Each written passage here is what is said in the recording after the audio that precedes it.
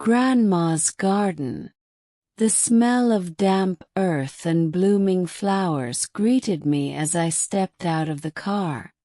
My 5-year-old daughter Emily clutched my hand tightly, her wide eyes taking in the sprawling garden that stretched behind my childhood home. It had been years since I'd been back, but everything about this place felt familiar. The towering oak tree, the wooden swing swaying gently in the breeze, and most of all, the garden that had been the pride and joy of my grandmother. "Mommy, is this where you lived when you were little?" Emily asked, her voice filled with curiosity. "Yes, sweetheart," I replied, smiling. "This is where I grew up." "And that," I pointed to the vibrant garden ahead, "is Grandma's garden. She spent so many hours here, planting and taking care of every flower and vegetable you see. We were here because life, as it often does, had thrown us a curveball. My job in the city had come to an abrupt end, and with no immediate prospects, I decided to return to my roots. My grandmother, now in her late 70s, had generously offered to let Emily and me stay with her until we found our footing again. As we approached the house, Grandma appeared on the porch, her face lighting up with a smile that could rival the sun. "Oh, there you are," she called out, her arms open wide. "Welcome home." Emily, ever the extrovert, ran to her, giggling as Grandma scooped her up for a hug. I followed, my heart swelling with gratitude. The first few days were a blur of unpacking, adjusting, and rediscovering. The house was just as I remembered, with its creaky wooden floors and the faint aroma of lavender that seemed to linger in every room. Grandma's garden, however, was a revelation. Though she moved a bit slower these days, her passion for gardening remained undiminished. The rows of roses, marigolds, and daisies stood as vibrant as ever, alongside neat patches of tomatoes, beans, and carrots. One morning, as I sipped my coffee on the porch, Grandma joined me with a basket of freshly picked vegetables. "You know," she began, "this garden has seen me through some tough times. It's my sanctuary.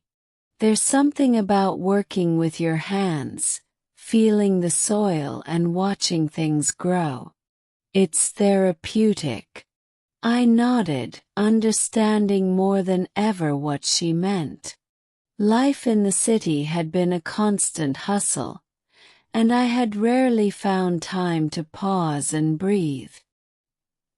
Here, amidst the tranquility of Grandma's garden, I felt a sense of calm that I hadn't experienced in years.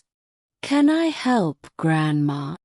Emily piped up, her small hands tugging at Grandma's apron. Grandma chuckled. "Of course you can, my little gardener. Let's start with watering the flowers." Emily's excitement was contagious. She grabbed the small watering can that Grandma handed her and followed her instructions with wide-eyed enthusiasm. Watching them together, I realized this garden could be more than just a temporary escape. Could be a place for growth, both for Emily and me. Over the following weeks, the garden became a focal point of our lives. Grandma's daily routine involved tending to the plants, and Emily and I quickly became her assistants. She taught us the names of each flower, the best times to plant seeds, and how to recognize when a vegetable was ready for harvesting. These marigolds keep the pests away, Grandma explained one afternoon as she showed Emily how to plant them alongside the tomatoes. They're like little guardians of the garden. Emily's eyes sparkled with fascination. So they're like superheroes for plants.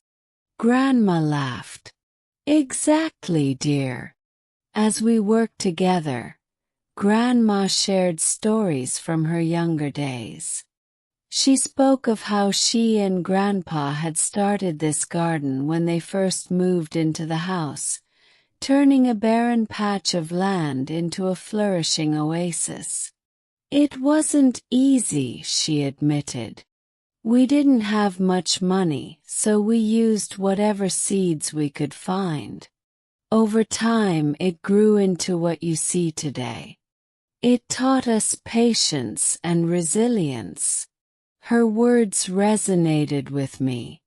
I realized that, like the garden, I too needed time and care to rebuild my life. Working in the garden was hard but rewarding.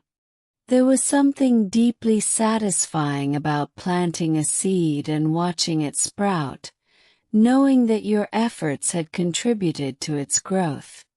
Grandma's wisdom extended beyond gardening. Her gentle advice often found its way into our conversations as we worked side by side. Life is like a garden, she said one day, handing me a spade. You have to tend to it carefully. Pull out the weeds, nourish the soil, and give it plenty of sunlight. If you do, it will reward you with beauty and abundance. Her metaphor wasn't lost on me. The weeds, I realized, were the doubts and fears that had crept into my mind over the years. By focusing on the positive and nurturing what truly mattered, I could cultivate a more fulfilling life. Emily, too, was learning valuable lessons. She discovered the importance of patience as she waited for her sunflowers to bloom. She learned responsibility by watering the plants daily, and excitement as she spotted the first strawberries turning red. "Mommy, look!" she exclaimed one morning, holding up a perfectly ripe strawberry. "I grew this." Her pride was infectious, and I couldn't help but share her joy. The garden also became a bridge for connections beyond our little family. Grandma's neighbors often stopped by, drawn by the beauty of her garden and the warmth of her hospitality. She would invite them for tea, offering them fresh produce and cut flowers. One such neighbor, Mrs. Harper, shared how Grandma's advice had helped her start her own vegetable patch. "Your grandmother is a treasure," she told me, her hands clutching a bouquet of freshly picked daisies. I couldn't agree more. Grandma's kindness and generosity extended far beyond the garden. She was a nurturer in every sense of the word, and her garden was a reflection of her spirit. As Emily played with the neighborhood kids, showing off the sunflower she had grown, I found myself engaging in conversations with the neighbors, something I hadn't done in years. The garden had a way of bringing people together, creating a sense of community that I had sorely missed in the city. The days turned into weeks, and the garden flourished under our care. Emily and I had found a rhythm, and I felt a renewed sense of purpose. Grandma's garden had become more than just a place to stay. It was a source of healing, growth, and connection. One evening, as the sun dipped below the horizon, painting the sky with hues of orange and pink. I sat on the porch with Grandma. Emily was fast asleep, exhausted from a day of playing in the garden. "Thank you, Grandma," I said, my voice filled with emotion. "For letting us stay, for teaching us, for everything." Grandma reached over and patted my hand.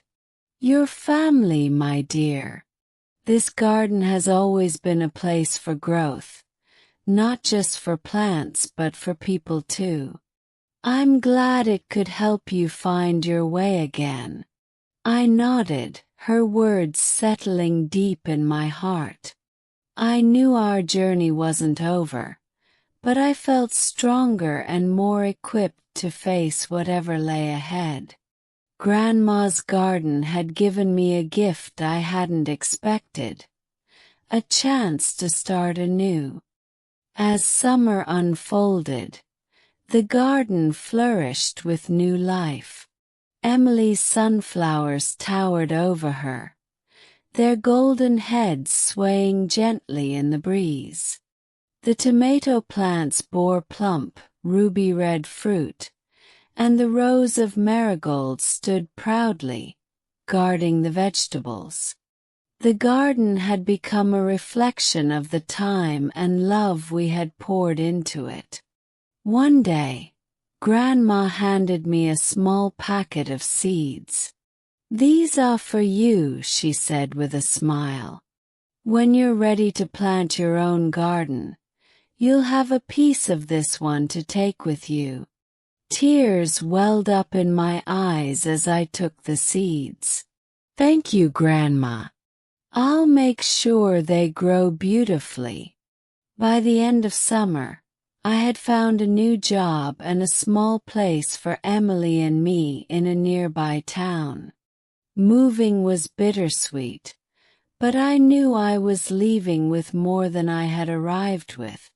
Grandma's garden had not only provided us with a temporary home but also the strength and inspiration to move forward. As we said our goodbyes, Grandma hugged me tightly. "Remember," she said, "life is like a garden.